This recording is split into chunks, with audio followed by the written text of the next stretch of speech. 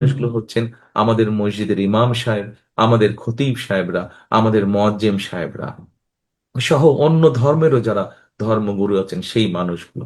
আমরা চিন্তা করেছি যে আমরা ইনশাল্লাহ সরকার গঠনে সক্ষম হলে আগামী এই যে 12ই ফেব্রুয়ারি নির্বাচন, এই নির্বাচনে আমরা সরকার গঠনে সক্ষম হলে আমরা আমাদের মসজিদের ইমাম সাহেব, খতিব সাহেব, মুয়াজ্জিম সাহেব সহ অন্য ধর্মগুরুও যারা আছেন তাদের জন্য আমরা সরকারের পক্ষ থেকে একটি ভাতার ব্যবস্থা, আমরা সম্মানের ব্যবস্থা আমরা করতে চাই, যাতে এই মানুষগুলো আত্মসম্মান বোধ নিয়ে সমাজে আরো শক্তভাবে, সুন্দরভাবে, সম্মানের সঙ্গে যাতে তারা বেঁচে থাকতে পারে। কাজে আমরা প্রত্যেকটি শ্রেণী পেশা মানুষের ব্যাপারে চিন্তা করেছি।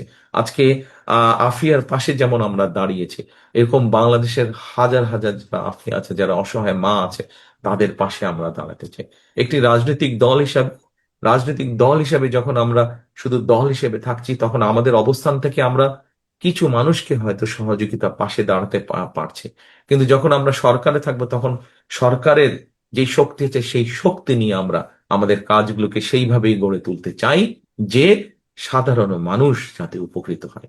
এটি আমাদের আগামী দিনের লক্ষ্য।